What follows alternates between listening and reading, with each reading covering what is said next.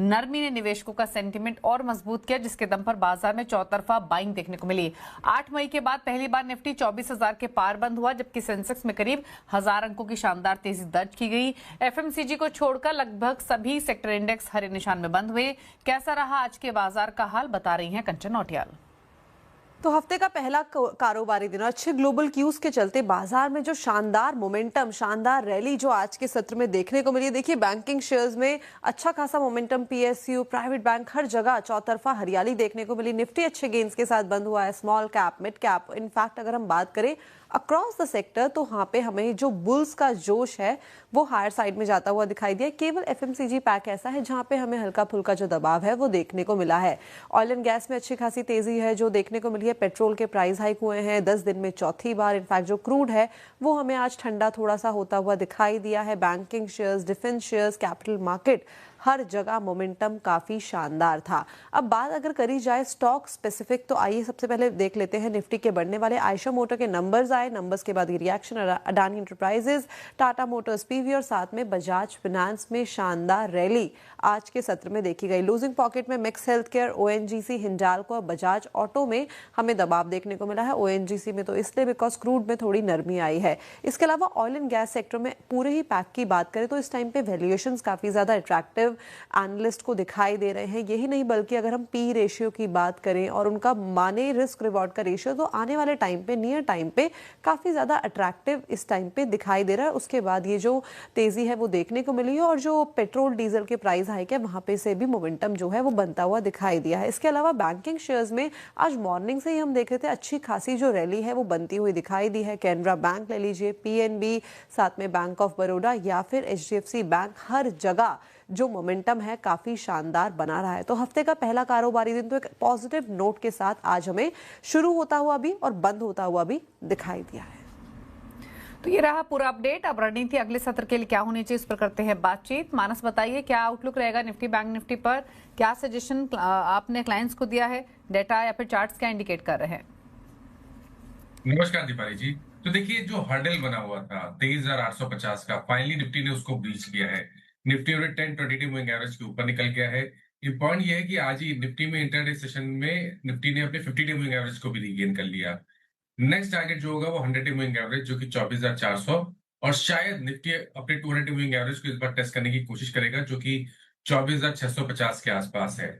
और अब जब तक 50-22 मूविंग एवरेज के ऊपर निफ्टी ट्रेड करता रहेगा, जो कि मेरे ख्याल से 24,800 और 24,750 की 23,800 23,750 की रेंज में है, तब तक ट्रेंड पॉजिटिव बना रहेगा। तो कभी भी कोई डिप मिले तो खरीदारी करें। स्टॉप लॉस आपको 23,750 के नीचे लगाना है और टारगेट आपको 24,400 24,600 के सर्कल के चलने हैं निफ्टी में। और उसी तरह के पैटर्न्स बैंक निफ्टी में भी है। बैंक निफ्टी भी तैयार है अपने 200 मूविंग एवरेज को टेस्ट करने के लिए, जो कि 56,400 के आसपास है। और यहाँ पर भी हर डिप पे खरीदारी करें जब तक बैंक निफ्टी अब 54,700 के ऊपर ट्रेड करता रहेगा। ओके, स्टॉक स्पेसिफिक सजेशन क्या रहेगा मानस? तो देखिए, दो रिकमेंडेशन है, दोनों बाई साइड पे रिकमेंडेशन है। पहला रिकमेंडेशन डॉक्टर रेड्डीज पे है, जहां पर एक करेक्शन के बाद डॉक्टर रेड्डीज ने 20 मूविंग एवरेज पे सपोर्ट है और बढ़िया रिकवरी कल आज देखने को मिली है। आई थिंक यहाँ पर आप खरीदारी कर सकते हैं। आपके स्टॉप लॉसेस 1314 1314 के रहेंगे और टारगेट रहेंगे 1375 के 1375 के। जो दूसरा स्टॉक है वो एनएमडीसी का है। एनएमडीसी ने भी करेक्शन के बाद रिकवरी में आज अपने 10-22 मूविंग एवरेज को रिगेन कर लिया। आई थिंक अपने पिछले हाई को एनएमडीसी टेस्ट कर सकता है, इसलिए यहाँ पर खरीदारी करेंगे। 89 का स्टॉप लॉस लगा लेंगे, 93 तक के टारगेट्स पॉसिबल है। ओके, तो ये रही आपके लिए स्टॉक स्पेसिफिक स्ट्रैटेजी। अब क्वेरीज की तरफ रुक करें उससे पहले संस्थागत निवेशकों के आंकड़े दिखाते हैं। एफआईज ने खरीदारी की है 821 करोड़ की, डीआईज ने भी खरीदारी की है 3856 करोड़ के आसपास की। लेकिन अब सवाल जवाब के सिलसिले को शुरू करते हैं और हमारे साथ फैजल खान लखनऊ से मौजूद रहेंगे। उससे पहले मानस के क्विकली ट्रेड्स भी ले लेते हैं। मानस, कुछ स्टॉक्स भी आइडेंटिफाई किए क्या आपने? इनफैक्ट मानस ने जैसे बताया डॉक्टर रेड्डीज वगैरह वहां पर पोजीशन आप बना सकते हैं। फैजल खान हमारे साथ कनेक्टेड है लखनऊ से, उनसे बातचीत करते हैं। फैजल नमस्कार, पूछिए क्या सवाल है आपका? नमस्कार जी, मेरा सवाल ये कि मेरे पास अशोक लेलैंड के 12,000 शेयर हैं और मैंने खरीद लिया है, 176 में लिया है, तो अब इसमें क्या करना चाहिए आगे? ओके, पूछ लेते हैं क्या स्ट्रैटेजी होनी चाहिए। ये आपके निवेश ही है वैसे, लॉन्ग टर्म के लिए लिया है या शॉर्ट टर्म के लिए खरीदा आपने? ये लॉन्ग टर्म के लिए लिया है। ओके, लॉन्ग टर्म का व्यू है 176 की बाइंग है, क्वांटिटी ह्यूज है 12,000 शेयर्स की, 12 रुपए नीचे इनके भाव से, क्या सजेशन? देखिए, अशोक लेलैंड में मार्च के मंथ में हमने एक बड़ी गिरावट देखी थी, 214 रुपए से लेकर 145 के आसपास के बॉटम बने थे। उसके बाद से स्टॉक लगातार कोशिश कर रहा है एक बॉटम बनाने की 140-145 की रेंज में। मेरा समझना यह है कि जब तक 140 के ऊपर ट्रेड करता रहे, आप अपनी लॉन्ग पोजीशन में बने रहिए। 140 का स्टॉप लॉस लगाने तो ज्यादा रिस्क लगता नहीं है, लेकिन अगर स्टॉक 180 के ऊपर निकलेगा तो फिर आप ये मान के चलिए कि 210 215 के भाव स्टॉक बिल्कुल दिखा देगा। तो यहाँ पर बने रहने की कोशिश करनी है और 140 रुपए का स्टॉप लॉस लगा के रखना है। ओके, तो ये रहे सजेशन आपके लिए अशोक लेलैंड पर। बात करते हैं कुछ और व्यूअर्स से, और सवाल पूछने के लिए हमारे साथ अगले व्यूअर इस समय कनेक्टेड हैं। मिंटू सूरी नोएडा से कनेक्टेड हैं। मिंटू नमस्कार, बताएं अपना सवाल। नमस्कार मैडम, मैं नोएडा से नहीं बरेली से हूँ, यूपी बरेली से। ओके ओके ओके, माफी चाहेंगे, बताइए मिंटू जी, मेरा क्या सवाल है आपका? मेरा पे रिलायंस के 135 शेयर थे। ओके, 1365 रुपए में परचेस किए हुए हैं और मेरे पास साल भर का समय है। और दूसरा सवाल मेरा था, हेलो बताइए बताइए, हेलो? ऑडियो मिल रही है आपकी। जी, दूसरा सवाल मेरा था मैम, उस पे क्या नाम है अपना BEML पे, जो मेरा 2003 ओके। का परचेसिंग था और उसमें ओके। भी मेरा 3 महीने का व्यू है। आपकी परचेजिंग क्या है BEML में? 2003 रुपए की। ओके, 2 या 3 रुपए की BEML में जी, 2003। 2003 रुपीस की है परचेसिंग। ओके ठीक है, 2000 के जी। आसपास की बाइंग है BEML में, 1823 पर ट्रेड कर रहा है। रिलायंस में 1365 की बाइंग है। मिंटू जी, आपका निवेश है लंबी अवधि का? हाँ जी, 3 महीने का है इसमें BEML में। ओके, और 300 शेयर वेदांता के हैं मैम, 297 रुपए में। ठीक इसका है। भी 3 महीने से मैं- 6 महीने की अवधि का है मेरे पास। ओके, 3 to 6 मंथ्स का व्यू है इनका। 3 शेयर्स है इनके पास। वेदांता, जैसे इन्होंने मेंशन किया क्लियरली, यहाँ पर इनकी बाइंग 287 की है। 1365 की बाइंग है रिलायंस में। और रिलायंस के संदर्भ में एक डिस्क्लोजर भी देना चाहेंगे। CNBC आवाज, ये नेटवर्क 18 का स्वामित्व रिलायंस इंडस्ट्रीज के हाथों में है। BEML 2000 के आसपास की बाइंग है। तीनों ही शेयर्स में 3 से 6 महीने का नजरिया है। मानस, तो देखिए, जहां तक बात रिलायंस की है, रिलायंस पे हम कंसोलिडेशन देख रहे हैं। यहाँ पर कोई ट्रेंड नहीं दिख रहा है। अगर आप देखें तो 1300 रुपए पे एक स्ट्रॉन्ग सपोर्ट है और उसी तरह ऊपर की साइड पे 1450 1475 के रेंज में एक स्ट्रॉन्ग रेजिस्टेंस है। इसी रेंज में स्टॉक फंसा हुआ है। आई थिंक यहाँ पर चांस ले सकते हैं। आप अपनी पोजीशन में बने रहिए। 1290 का स्टॉप लॉस लगा लें। अगर स्टॉक 1460 1470 के लेवल को ब्रेक करेगा तो मेरा समझना है कि जो आपका टाइम फ्रेम है 3 मंथ का, उसमें शायद आपको 1600 रुपए तक के प्राइस देखने को मिल सकते हैं। लेकिन उसमें स्टॉक को 1475 के लेवल को ब्रेक करना जरूरी है। अभी के लिए मेरा रिकमेंडेशन है कि आप 1290 के स्टॉप लॉस से यहाँ पर बने रहिए। BEML की जहां तक बात है, देखिए BEML में हम कंसोलिडेशन देख रहे हैं। ये कंसोलिडेशन 200 मूविंग एवरेज के ऊपर हो रहा है, जो कि एक पॉजिटिव साइन है। मेरा समझना ये है कि अगर आपके पास 3 से 6 महीने का समय है तो आप BEML में टारगेट सेट करिए करीब करीब 2200 रुपए के, और स्टॉप लॉस लगाइए 1650 के नीचे। तीसरा स्टॉक आपने वेदांता का बताया था।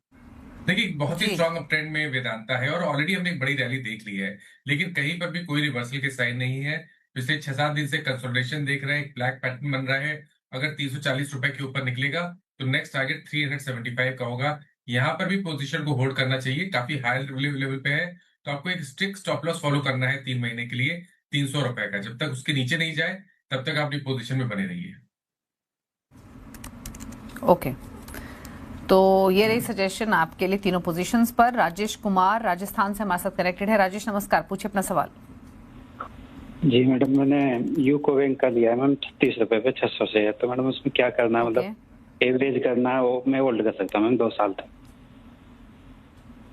ओके, 2 साल रख सकते हैं। यूको बैंक 36 रुपए की बाइंग है, 600 शेयर्स है फिलहाल, 10 साढ़े 10 रुपए नीचे इनके खरीदारी के प्राइस से।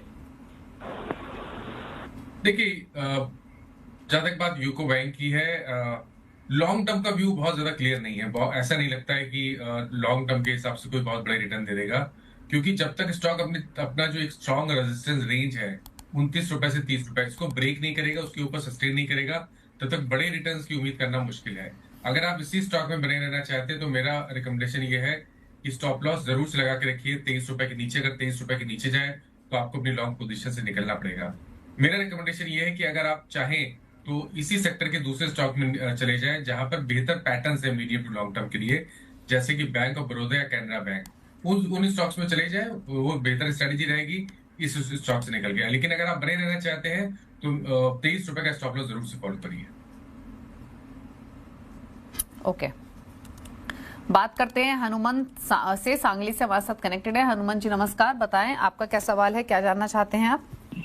नमस्कार मैडम, मेरा सवाल ये है, मेरे पास टाटा कम्युनिकेशंस के 79 शेयर है एट द रेट ऑफ 13 से 60। ओके, तो मुझे ये जानना था कि मैं अभी उसको 1-2 साल तक रख सकता हूँ या मुझे प्रॉफिट बुक करके करना है, या फिर मुझे मतलब लॉन्ग टर्म के लिए इसको रखना चाहिए? इसके ऊपर मुझे सलाह चाहिए। ओके, 1360 की बाइंग है टाटा कॉम में, 80 शेयर्स हैं लगभग। 1936 में बंद हुआ है, मुनाफे में है 650 रुपए हर स्टॉक पर। जानना चाहते हैं क्लियरली, जैसे मानस इन्होंने मेंशन किया, मुनाफा ले ले या होल्ड रखे, लंबी अवधि के लिए रख सकते हैं? देखिए, मेरा तो समझना है कि आप बने रहिए, क्योंकि यहाँ पर लॉन्ग टर्म चार्ट पे ट्रायंगुलर फॉर्मेशन का ब्रेकआउट हुआ है। अगर हमें उसके टारगेट सेट करने हो तो वो करीब 2500 रुपए के आसपास के आते हैं। इसमें समय लग सकता है 12 से 15 मंथ का, लेकिन एक clear cut breakout long term chart पे दिखता है। तो आई थिंक चांस ले लीजिए, पोजीशन में बने रहिए, अभी प्रॉफिट ना बुक करें। स्टॉप लॉस को रिवाइज करें, 1600 रुपए पे स्टॉप लॉस लगा के रखें। तो जब तक 1600 रुपए के ऊपर बना रहे तब तक अपनी पोजीशन को होल्ड करें। टारगेट आपको 2500 रुपए के सेट करके चलने हैं आने वाले 12 से 15 मंथ के लिए। ओके, बात करते हैं अब शिवम यादव से, ऋषिकेश से कनेक्टेड हैं। शिवम नमस्कार, पूछिए अपना सवाल। नमस्कार मैम, मेरा सवाल है सुप्राजीत इंजीनियरिंग पे। मेरे पास 200 शेयर हैं at the rate 480। Short term view है 6 से 12 महीने का। इसको होल्ड करना चाहिए या अभी एवरेज कर सकते हैं इस लेवल पे? ठीक है, सुप्रजीत इंजीनियरिंग क्या करे, 480 के बाएंगे, 35 रुपए नीचे इनके भाव से। देखिए, यहाँ पर डेली और वीकली चार्ट पे अगर आप देखेंगे तो वहां यहाँ पर एक inverse head and shoulder pattern बन रहा है। अगर स्टॉक इस inverse head and shoulder pattern के नेकलाइन को ब्रेक करेगा, जो कि करीब करीब 450-455 की रेंज में है, उसको ब्रेक कर गया तो आपको करीब करीब 70 रुपए का मूव देखने को मिल जाएगा। उस केस में 520 रुपए के आपको टारगेट सेट करने हैं। स्ट्रक्चर स्ट्रांग है तो बने रहिए। स्टॉक 200 मूविंग एवरेज के ऊपर ट्रेड कर रहा है। अभी के लिए 408 पे स्टॉप लॉस लगा लें। ओके, बात करेंगे अब निकुंज राणा से, बागपत से कनेक्टेड है। निकुंज नमस्कार, बताएं अपना सवाल।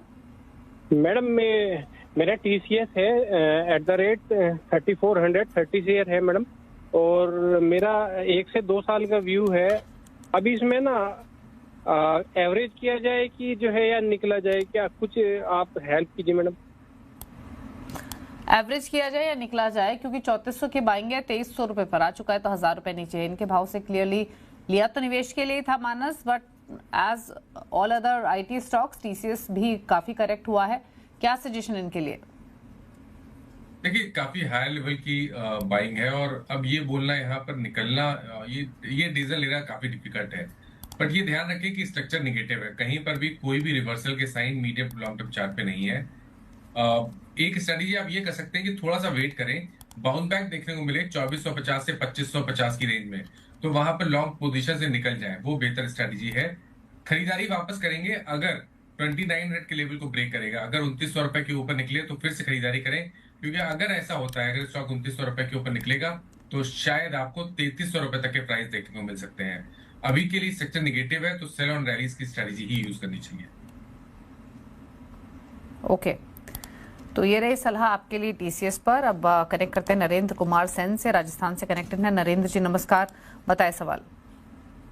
नमस्कार मैडम, मेरे पास SCI का शेयर है, 247 की रेट पर खरीदा है, 2022 शेयर है, और मेरा शॉर्ट टर्म का व्यू है 0 से 3 मंथ का। ओके, पूछ लेते हैं तो आपका निकल जाऊं या अभी निकल जाऊं? आप मुझे एक बार नजरिया बताइए, आपका 3 मंथ्स का व्यू है ना? यस। पूछ लेते हैं। मानस 3 महीने का नजरिया है, 247 की buying shipping corporation of India में। अभी निकल जाए या 3 महीने वेट करें? स्टार्ट का हाई बनाया था अभी शायद 2 या 3 हफ्ते पहले। अब स्टॉक अपने 10-20 डे मूविंग एवरेज के नीचे फिसल गया है, तो संकेत अच्छे नहीं है। मेरे हिसाब से 295 का स्टॉप लॉस लगा लें। अगर 295 के नीचे जाए तो आपको अपनी लॉन्ग पोजीशन से निकलना ही पड़ेगा, क्योंकि अगर वो लेवल ब्रेक होगा तो शायद करेक्शन में 260 और 250 के लेवल्स वापस देखने को मिल जाए। तो 295 के स्टॉप लॉस से आप बने रहिए। फिलहाल के लिए अप्रोच कॉशियस रहेगी, कभी कोई बाउंड बैक मिले तो 320 330 सही स्तर है, वहां पर लॉन्ग पोजीशन से निकलना बेहतर रहेगा। ओके, तो ये रही सलाह आपके लिए शिपिंग कॉर्पोरेशन ऑफ इंडिया पर। दीपक हमारे साथ कनेक्टेड है नई दिल्ली से। दीपक नमस्कार, पूछिए अपना सवाल। मैम मेरे पास IRFC है @145 2150 शेयर। अब प्रॉब्लम ये है कि मेरे पोर्टफोलियो का 65% जो एक बोलते हैं एवरेज वो लेके बैठा हुआ है, और अच्छा खासा तो इसमें मुझे अभी लॉस हो रखा है, तो समझ नहीं आ रहा क्या किया जाए। तब तो ले लिया, एवरेज भी किया, वैसे कोशिश की, बट ये एवरेज बाइंग है आपकी 145 की, राइट? जी हाँ, ठीक है, एवरेज। ठीक है, क्या सजेशन रहेगा इनके लिए? IRFC पर एवरेज करने के बावजूद भी ठीक ठाक नुकसान में, 45 रुपए नीचे, आधा मतलब 45 रुपीज लॉसेस में एवरेजिंग के बावजूद भी, क्या सजेशन? देखिए, अब इतना वेट कर लिया तो थोड़ा वेट और करें। 88 रुपीज का स्टॉप लॉस लगा लें। तो अब यहाँ से देखेंगे तो 12 रुपए का रिस्क है। 88 के स्टॉप लॉस से पोजीशन को होल्ड करें। स्टॉक कोशिश कर रहा है बॉटम बनाने के लिए, एक हायर बॉटम भी बना है। स्टॉक 10-20 मूविंग एवरेज के ऊपर ट्रेड कर रहे हैं, तो आप उम्मीद कर सकते हैं कि अगर 108 रुपए के ऊपर निकलेगा तो फिर आपको 130 से 135 की रेंज देखने को मिल जाएगी। आई थिंक चांस ले लेना चाहिए और 88 का स्टॉप लॉस लगा लेना चाहिए। ठीक है, बात करेंगे अब धीरज है हमारे साथ हैदराबाद से। धीरज नमस्कार, पूछे अपना सवाल। Hello. Actually, I'm holding HDFC Bank shares at 780 rupees. Can I hold it or do I need to exit now? आपका होराइजन क्या है इसमें? Hello, sorry. आपका होराइजन क्या है? मैं लॉन्ग टर्म के लिए बाय किया। ठीक है, लॉन्ग टर्म का व्यू है, क्या करना चाहिए HDFC बैंक में? फिलहाल 5-6 रुपए ऊपर इनसे। तो देखिए, काफी समय के बाद HDFC बैंक में ऐसा लग रहा है कि स्टॉक एक बॉटम बनाने की कोशिश कर रहा है। अगर आप 2022 से जितने लोज बने उसको कनेक्ट करें तो जो अभी का लो है उसने उसी ट्रेंड लाइन पे सपोर्ट लिया है। मेरे ख्याल से यहाँ पर चांस ले सकते हैं। आप पोजीशन को होल्ड करें। स्टॉप लॉस आपको 700 रुपए के नीचे लगाना है। टाइम फ्रेम रखें, करीब 6 से 12 महीने का टाइम फ्रेम रखें। 700 रुपए का स्टॉप लॉस लगा लें। मैं उम्मीद करूंगा कि अगर आपके पास 6 से 8 महीने का समय है तो अपनी टारगेट आप सेट करें करीब 930 से 940 की रेंज। ओके, तो ये सलाह रही आपके लिए HDFC बैंक का। अकॉर्डिंगली आप स्ट्रैटेजी बना सकते हैं अपनी इस पोजीशन में। एक और सवाल लेंगे इनफैक्ट, और हमारे साथ रामानुज होंगे, उनका सवाल लेंगे, लेकिन एक ब्रेक के बाद फटाफट से रुक लेंगे, छोटे से ब्रेक के लिए, जल्द वापस आते हैं।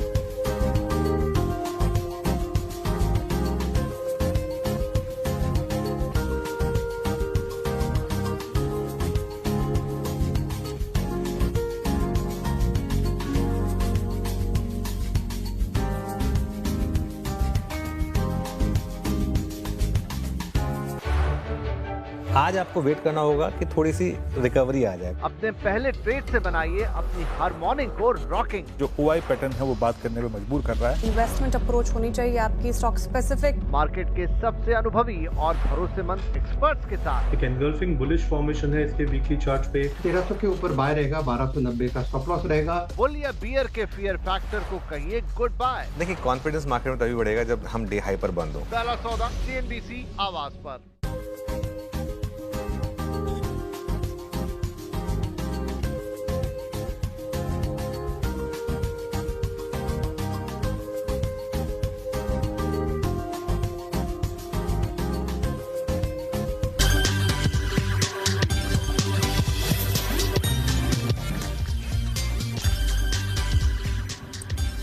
आप देख रहे हैं CNBC आवाज। लेते हैं कुछ और सवालों को। रामानुज का एक सवाल है, NTPC ग्रीन पर इन्होंने भेजा है, 350 शेयर्स हैं, खरीदारी का प्राइस है इनका 144 रुपए का। जानना चाहते हैं क्या करें इस पोजीशन में, क्या सलाह रहेगी? देखिए शॉर्ट टर्म स्ट्रक्चर नेगेटिव है। हालांकि स्टॉक ने 200 मूविंग एवरेज पे सपोर्ट लिया है, तो आप पोजीशन को होल्ड करें, लेकिन आपको स्टॉप लॉस फॉलो करना पड़ेगा 98 रुपीज का। अगर 98 के नीचे जाए तो आपको निकलना पड़ेगा। इस टाइम तो आपको केवल 112 रुपए के ऊपर ही देखने को मिलेगी। ओके कुछ और क्वेश्चंस लेते हैं। और एक सवाल हमें अगला सवाल हमें भेजा है रामानुज के बाद अगले व्यूअर हमारे साथ कनेक्टेड हैं। इनफैक्ट SMS के थ्रू सवाल लेते हैं। दिलीप परमार ने भेजा है भावनगर से, TVS मोटर्स पर 50 शेयर्स इन्होंने खरीदे हुए हैं और जिनका खरीदारी का प्राइस है वो 3650 का है। इनके भाव से लगभग 180 रुपए नीचे है स्टॉक, क्या करें इस पोजीशन में? तो देखिए पिछले हफ्ते स्टॉक लोअर लेवल से रिकवर हुआ था, एक हैमर पैटर्न बना था वीकली चार्ट पे, इसलिए उस हैमर पैटर्न के बॉटम पे लो स्टॉप लॉस लगा लीजिए। 3200 रुपए के स्टॉप लॉस से बने रहिए। अगर 3600 रुपए के ऊपर निकलेगा तो शायद आपको 300 से 400 पॉइंट की तेजी TVS मोटर्स दिखा सकता है। विकास का सवाल है कोलकाता से, न्यूजन सॉफ्टवेयर पर 540 शेयर्स हैं, 843 की इनकी बाइंग है। लॉन्ग टर्म व्यू लेके चल रहे हैं, बट जानना चाहते हैं क्या करें इस पोजीशन में। बाकी IT स्टॉक्स की तरह ये स्टॉक भी काफी हल्का हुआ है, इनके तो भाव से आधा हो चुका है, ऑलमोस्ट 407 रुपए का नुकसान। क्या सजेशन? देखिए कहीं ना कहीं तो आपको लॉस बुक करना पड़ेगा और स्ट्रक्चर नेगेटिव है, इसलिए मेरी राय में कभी भी कोई उछाल मिले तो यहाँ पर लॉस बुक कर लेना बेहतर आइडिया है। और खरीदारी तब तक ना करें जब तक स्टॉक 600 रुपए के नीचे ट्रेड करता रहे। ठीक है, तो ये रह रही आपके लिए न्यूजन सॉफ्टवेयर पर। और अब बात करेंगे हर्ष से, चेन्नई से, जिन्होंने सवाल भेजा है Netweb technologies, 40 shares at the price of 1940। Again long term view, जानना चाहते हैं मानस क्या करे इस पोजीशन में। फिलहाल अच्छे मुनाफे में है 3800 के ऊपर, क्योंकि स्टॉक ट्रेड हो रहा है, ऑलमोस्ट डबल हो चुका है। प्रॉफिट्स ले होल्ड रखें? होल्ड करना चाहिए, लॉन्ग टर्म स्ट्रक्चर बहुत पॉजिटिव है। आई थिंक 3200 रुपए के स्टॉप लॉस से पोजीशन को होल्ड करें। मेरा समझना है कि अगर 6 से 8 महीने का टाइम फ्रेम है तो आप 4400 को टारगेट करके चल सकते हैं। ठीक है, तो ये रहा सजेशन आपके लिए नेटवेब पर। अब अगले व्यूअर का सवाल लेते हैं। सतीश ने पनवेल से सवाल भेजा है, मैसगांव डॉक पर 25 शेयर 2700 रुपए की बाइंग है, क्या करें मानस इस पोजीशन में? देखिए मैसगांव डॉक में कंसोलिडेशन दिख रहा है, कोई खास पैटर्न नहीं है, लेकिन फिर भी अगर आपने पोजीशन बना रखी है तो आप एक स्टॉप लॉस फॉलो करिए 2250 का। 2250 के स्टॉप लॉस से बने रहिए, टाइम फ्रेम बड़ा रखें। 2650 के ऊपर निकलेगा तो शायद आपको 3000 तक के प्राइस देखने को मिल सकते हैं। ठीक है, इसके अलावा एक और सवाल लेंगे। राहुल ने लंदन से सवाल भेजा है सुजलॉन एनर्जी पर, 20,000 शेयर्स है सुजलॉन के, परचेसिंग प्राइस है 48 रुपीज का। लॉन्ग टर्म व्यू है सुजलॉन में, क्या करें इस एग्जिस्टिंग पोजीशन में? मानस सजेस्ट कीजिए सुजलॉन। तो देखिए लॉन्ग टर्म के हिसाब से 48 के स्टॉप लॉस से यहाँ पर बने रहिए। मेरा समझना ये है कि शायद स्टॉक 58 को ब्रेक करेगा और उसके ऊपर निकला तो 66 रुपीज तक के प्राइस स्टॉक दिखा सकता है। किरीट सेठ ने सवाल भेजा है मुंबई से, TCS पे हालांकि हमने बातचीत की है अभी, लेकिन इनकी भी नुकसान की पोजीशन है, 100 शेयर 3500 की बाइंग। मानस, तो जैसे मैंने पहले ही मेंशन किया कि आप कभी भी कोई बाउंस बैक मिले तो TCS से निकलना बेहतर रहेगा। अभी तक का स्ट्रक्चर नेगेटिव ही लगता है, तो बेहतर रहेगा कि बाउंस बैक में निकलने